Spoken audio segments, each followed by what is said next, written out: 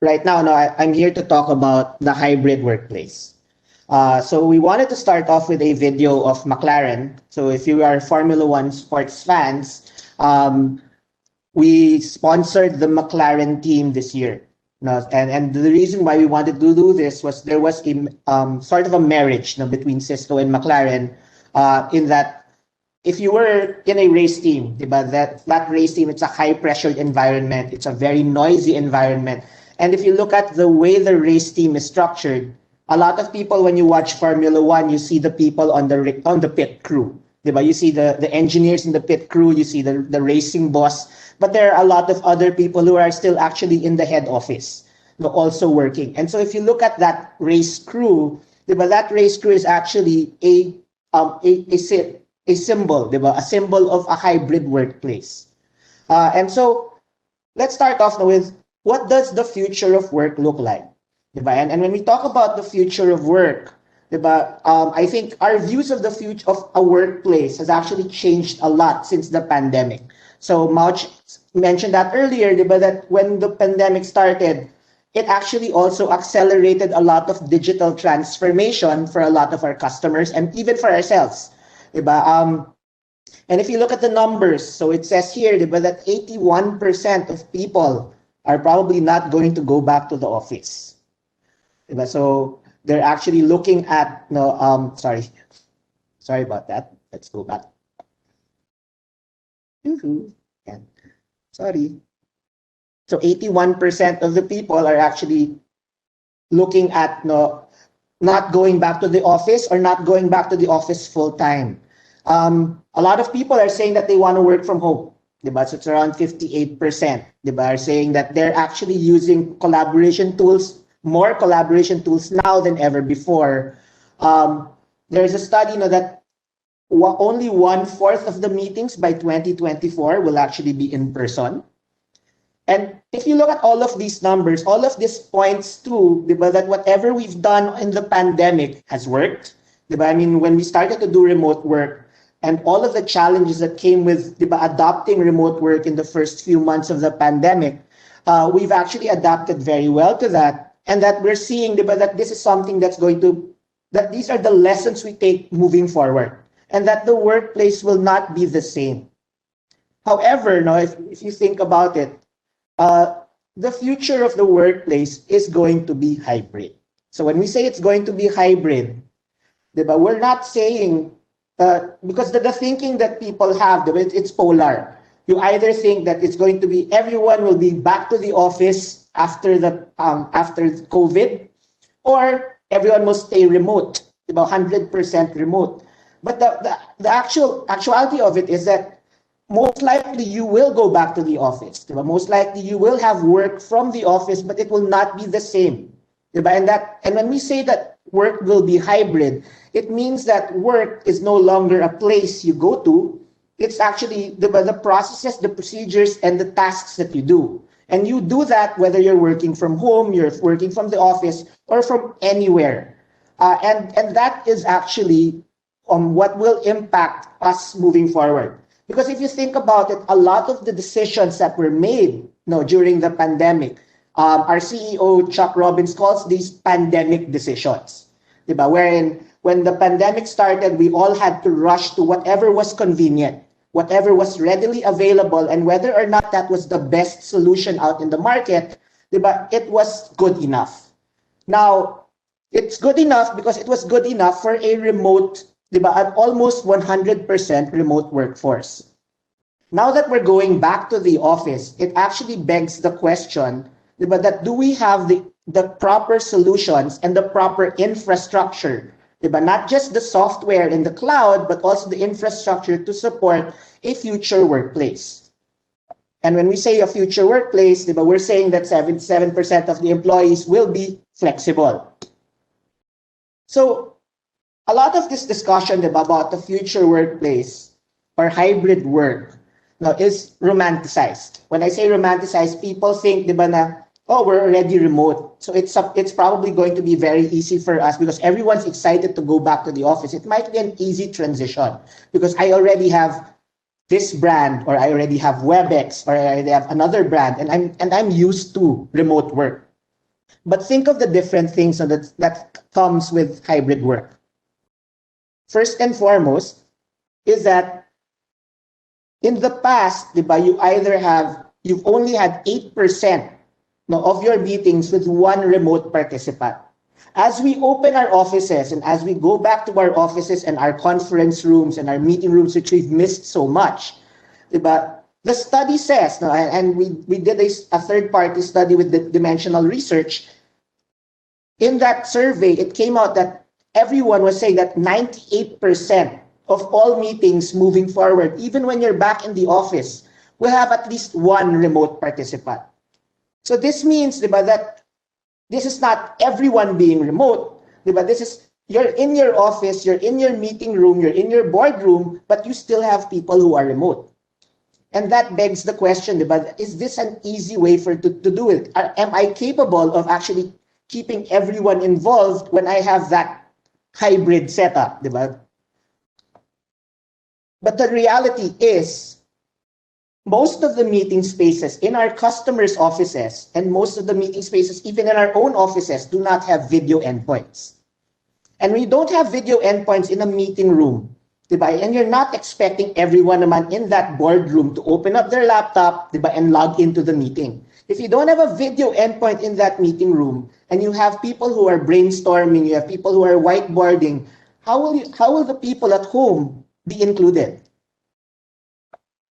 Another challenge that we see is that when you go back to the office and when people start thinking of returning to that office, diba, one of the trends that we're seeing is that you're actually needing less office space. Why? Because people are actually mixing. Diba? They're talking about 50% occupancy or 75% occupancy because of social distancing. And so there is all that discussion around shift A and shift B. So in the past, our offices, diba, had one workspace or one cubicle per employee. Moving forward, you're going to have shared workspaces. And if you have shared workspaces, do you have the technology? Do you have the infrastructure to support that? Do you know your occupancy at any given point in time? Do you actually have technology such that when you log into a space, that space is occupied and that space inherits your identity? So a lot of these things now you have to start thinking about. Now, it's not just opening the office, putting up barriers, diba, and tissue paper and disinfectant. So you also have to start thinking about, do I have the hot desking solutions for flexible work? The other thing that you have to think about, and this is not technology, but this is about social well-being. So it was also mentioned that we tend to think about, because we're in IT, we tend to think about IT solutions, IT solutions, IT solutions. But what about the well-being of our employees? In the past, it was very easy to see if someone was tired, if someone was disinterested, because you can see it visually. When they're in that meeting room, when they yawn, you know that they're bored. But moving forward, it's about proactive engagement. That when you're in that meeting, when you're in that hybrid working environment, how do you keep people engaged? And that is something that we've invested heavily in also, to make sure that when you start adopting your remote workforce, that remote workforce will interact well with your on-premise workforce, and that there is that feeling that they belong. And to our point, if you think about it, the past year, when everyone started working from home, it was really just, I was given a laptop, I connected to whatever video conferencing platform I had, but IT and even the company didn't actually think about the home as a branch office, because there were no investments on your home environment. If you were lucky enough, your office would provide you some allowance to actually spruce up your office desk. But most of us, it was actually sariling sikap. You had to buy your own camera, you had to buy your own microphone.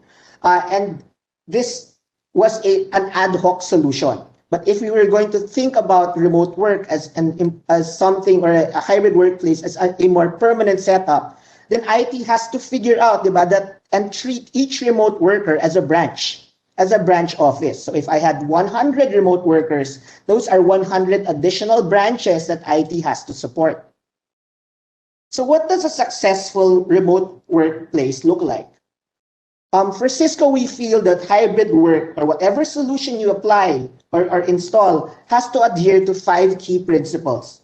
It has to be inclusive, it has to be flexible, it has to be supportive of your employees, it has to be secure, and it has to be managed. And I'll go into detail in each one of them. So when we say inclusive, we're talking about equal experiences for everyone. So it doesn't matter if I'm in the office, if I'm at home, or if I'm mobile. What has to happen is that regardless of where I'm working, I am an active and productive member of the team. So that if I was at the office, I don't feel like, hey, that guy's at home, he can't contribute to the planning session. And so we have to make sure that your office, if you wanted to future-proof your office, that you have to be able to make sure everyone has a voice. Everyone has a voice at the table or a seat at the table. And we do this by firstly updating the office. And when we say updating the office, we have to make sure that every meeting space has a video endpoint. Because if you're going to say that all of your employees or that your employees can work from home, they still have to be productive members of the team. And so if you are in the office and you're in a planning session and there are people at home, they have to be able to see you, they have to be able to interact with you as if they were in the same office space. The other thing that we wanted to look at was how do you keep people engaged and make them feel like they're an active contributor? So there are a lot of tools out in the market, and I know the Philippines has been using a lot of Kahoot, a lot of Mentimeter, and a lot of polls. Cisco actually acquired a company called Slido, which is like Kahoot and like Mentimeter. But what we've done differently was that we've acquired it, we've incorporated it into Webex so that you don't need to scan a QR code. It's already part of the meeting. It's also part of the pre-meeting. You can actually open up the poll, solicit questions before the meeting so you know the care-abouts of every member of your team.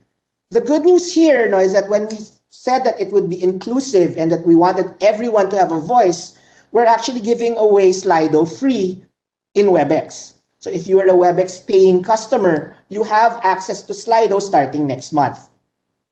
The other thing we wanted to highlight is that if you want to be part of a meeting, then you have to also make sure that you don't have distractions. And so a lot of organizations and a lot of solutions have actually invested in background noise removal.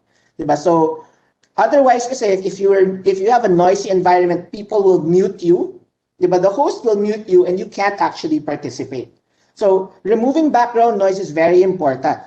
Moving forward, by August, we announced this in Wednesday, we're actually taking it a step further. So background noise removal works by taking away all of the non-human voice.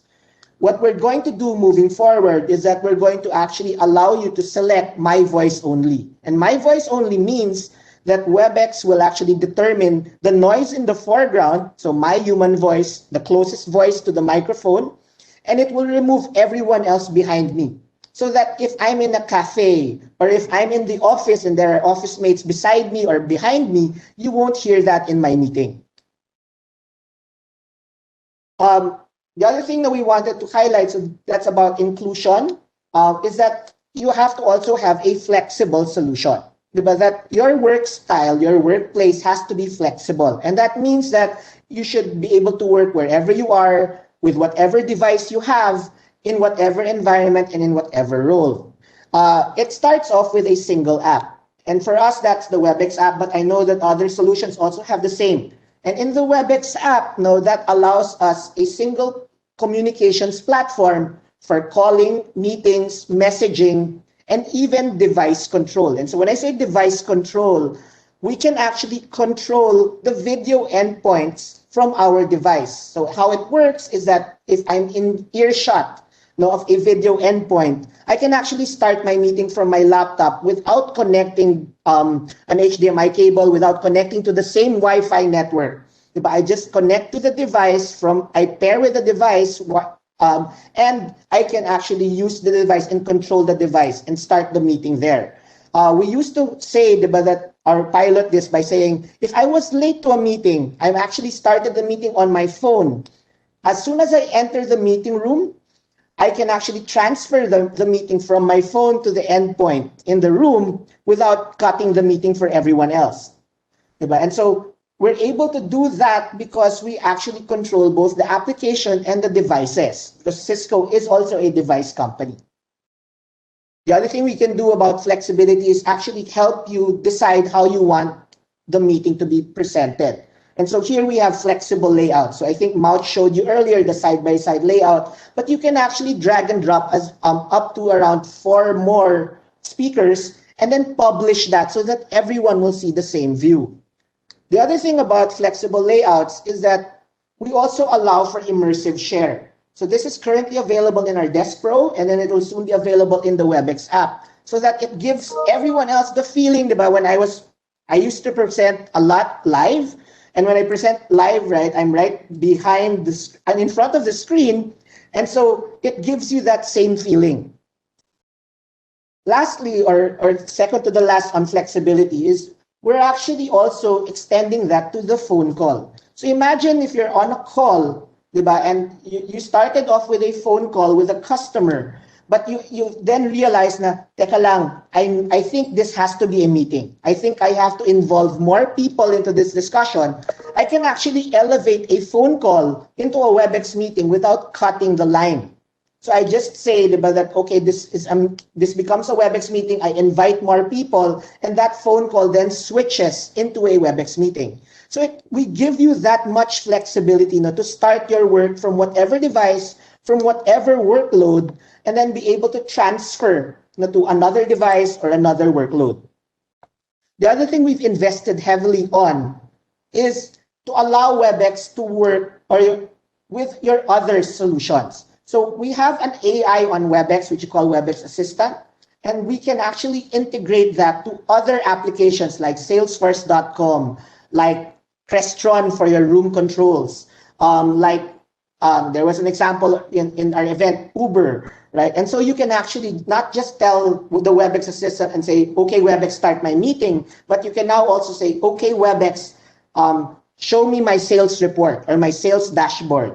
Or, okay, Webex, show me the occupancy on the 26th floor so that I can see, right, if I can actually move my meeting there or if it's already crowded. Or, okay, Webex, book an Uber for me. So we are providing that ability to extend the platform into your different workloads, and so that you can actually integrate that into a smarter and more future workplace or a future office. And then, of course, it will work on various devices. So Webex, our platform works on iOS, Android, Mac, Windows, even Linux. And also, we also provide different endpoints, both for personal use as well as for meeting and meeting rooms. And all of this works together, and it's managed from the same platform. The other thing I wanted to highlight about the future workplace is that even events, the way we conduct events will change. So we've moved from physical events, where we attend in person and live, to totally remote events like this one, and now we're actually looking at eventually moving towards hybrid events. And when we think about events now, we're actually looking at how do we provide to our customers an event platform that can actually support any type of event, a hybrid event where you have on-prem and virtual, up to how many users or how many attendees and so on. And so we were looking at this, and if you look at events, live events are high engagement but very low reach. Virtual events are high reach but normally low engagement.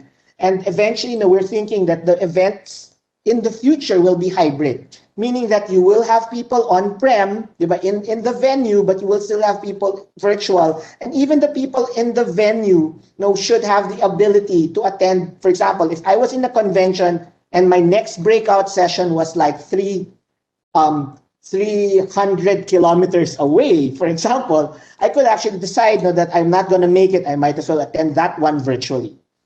And for that, no, we are looking at a single platform for all of it. We actually have expanded the Webex events to accommodate up to 10,000 live and interactive participants, or a webcast of up to 100,000. But beyond that, no, we've actually also purchased a company called Socio, and Socio is an events management firm or events management solution. So this will give us the ability to handle the pre-event, the ongoing event, and the post-event, and to manage a hybrid event. We are finalizing that acquisition. It will probably be finished by September, and then you'll probably see it later in the year as incorporated already within Webex. The other thing we mentioned is that whatever hybrid work setup you have should actually also put the employee in focus. And when we say we put the employee in focus, the employee's concern is around safety. Diba? I mean, if you think about it, if I was being asked to go back to the office, I want to know that office is a safe office, that I won't get sick. It's also about understanding the well-being of your employees. And so the way we do this is, one, deploy digital signage. And with digital signage, you can actually see reminders about that. You should stay 6 feet apart. You should wear your face mask. Our endpoints, when they're not being used, can actually project announcements into that screen so that you can actually see all of the reminders that you have. The other thing we've done within our endpoints, and this is available now, is that our video endpoints can actually count the number of people in the room, and you can set limits. So if you say, because of social distancing, dapat 4 people lang in this meeting room that could have seated 8. The 5th person enters that meeting room, Webex will alarm you already and tell you that you have exceeded social meetings guidelines. And if you want, you can actually also incorporate a ways finding or a wayfinding solution into the Webex environment so that you can find the next available meeting room that's nearby. And so we've actually done this to make sure that when you go back to that office and when you start setting up your hybrid workplace, that it is a safe environment, diba? Safe for everyone, and so that they will have that confidence. Another thing that we've done is that once the meeting is over, you can actually give information of when the meeting was last sanitized, the meeting room was last sanitized. So then should I just call housekeeping to have them clean up the room or what? So at least when you enter that meeting room, you already know, am I safe? What we will soon roll out as well is we will provide you personal insights on how you're conducting your day.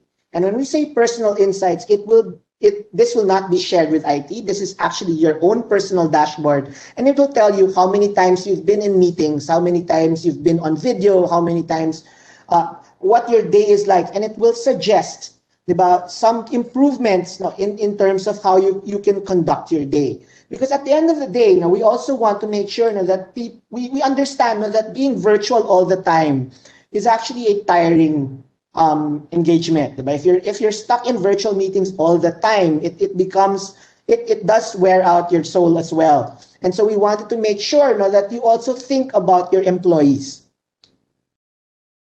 Security is a very important key aspect of the workplace. It was very important even before we went remote or even before we went hybrid, and it will be even more so important now that we actually bring everyone back in.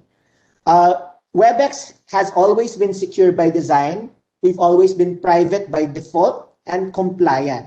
So we were secure by design. As you know, Cisco is a security vendor also. And so whenever we plan out our innovations, it's always with security in mind.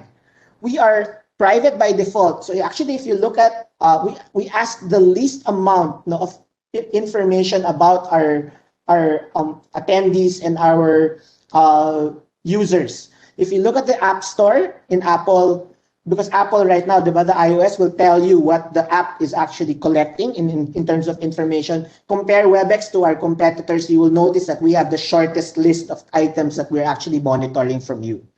And then we are compliant. And so when we say compliant, now we've always been able to work with DLP solutions, data loss prevention solutions.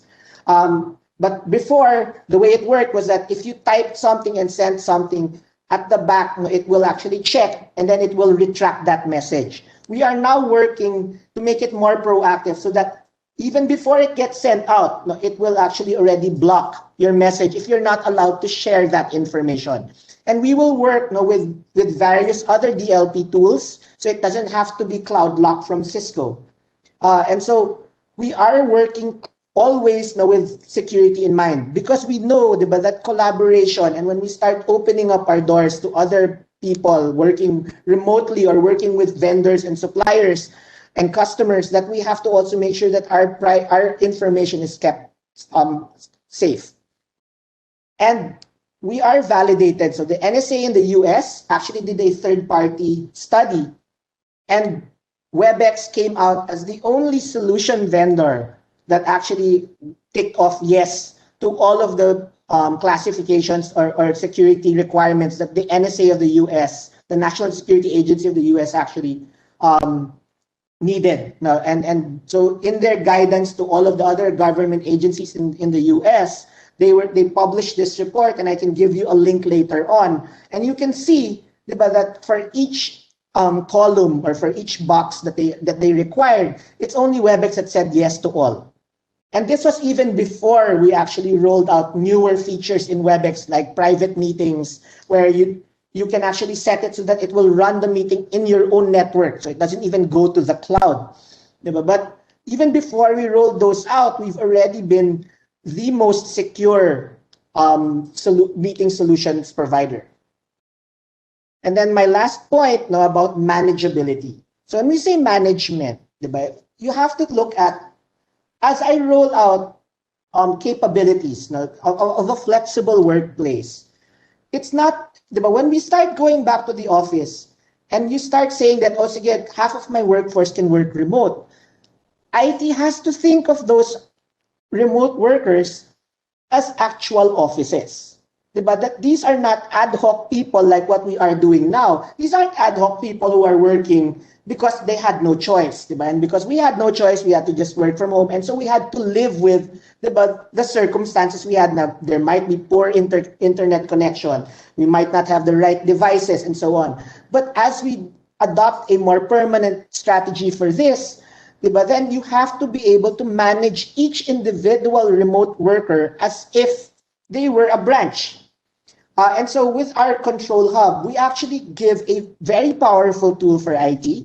We actually can go right down to even monitoring live meetings as they happen and tell you what is their connection speed, what is their audio and packet loss, are they experiencing jitter, what device are they using to connect onto the service. And this is not just for meetings. Our control hub actually is also our platform for our calling solution. So if you're on Webex calling or our UCM, you can actually see the status of your devices for your IP telephony. It is also our platform for our video endpoints. And you can actually manage all of your video endpoints, all of the Cisco video endpoints, here. So it's also in that single pane of glass that allows IT to actually see that entire communications platform. So it's not just the meetings platform, which everyone is focused on now, but it's actually also the entire communications platform, even down to the devices. So we can actually give you that single view for you to actually control that entire unified communications platform that you need. So Webex is the only solution that enables IT to manage every user, every device across any location, and we can do all of that in Control Hub. So I'm going to my last few slides. So, and really, we actually did a major rebrand of Webex just 2 days ago. And so we actually announced there that we have the Webex Suite. And so the Webex Suite is a single subscription that provides calling, messaging, meetings, polling with Slido for free, diba? Events, and any future offerings, as we are continuing to buy new solutions and adding that to our Webex platform. We will also include future offerings into the Webex suite. This is a single SKU. And when we added these new features, we actually did not increase the price. So if you look at it, it will be 40% cheaper than if you look at other solution providers and add in your calling, add in your messaging, add in your meeting, add in events, and even add in polling, like what Slido does. If you're going to buy Slido for your other meetings. For us, we're giving all of that, packaging all of that into our Webex suite. And then just to give you an idea, Webex is still one of the largest, if not the largest, meetings provider. We have a lot of people, and as we continue to buy more solutions that we integrate in, we've added 70 million more users who are using Slido, and we will continue to invest. So we are heavily investing into the solutions that we to make sure that our platform is the best solution. That our vision really is to make Webex 10 times better than meeting in person. And then just to show you, we've actually launched several devices for the home office, so that because there are remote workers, we have our own headsets. We have a desk camera that we recently launched. We have the Desk Pro, which is our premium video endpoint. And then now we announced that we are also launching its little brother, the Webex Desk. For our office space, we will be launching a desk hub. So the desk hub is a hot desking solution wherein you just have to dock your cell phone, and then the Webex Desk Hub will inherit your identity, your meetings for the day, your schedule, and so on. And then, of course, our video endpoints. We also have phones, so wireless IP phones and DECT phones.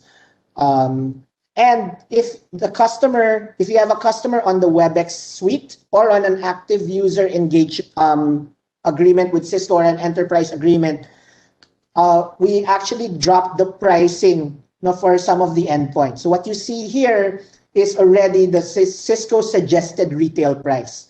So we've actually provided more value or a better promotion, so that our customers, if they do decide to go remote or to do hybrid workplace, we're removing those barriers to entry by making the devices affordable. So we're not only making the Webex suite affordable and available to all, but also the endpoints. So with that, again, I'd like to end that we have the Webex suite. We've announced this just recently. It is the first best-of-breed suite for hybrid work, which includes calling, messaging, meetings, polling, and events. And so that's the end of my presentation. Now, I will entertain some questions if there are from the audience.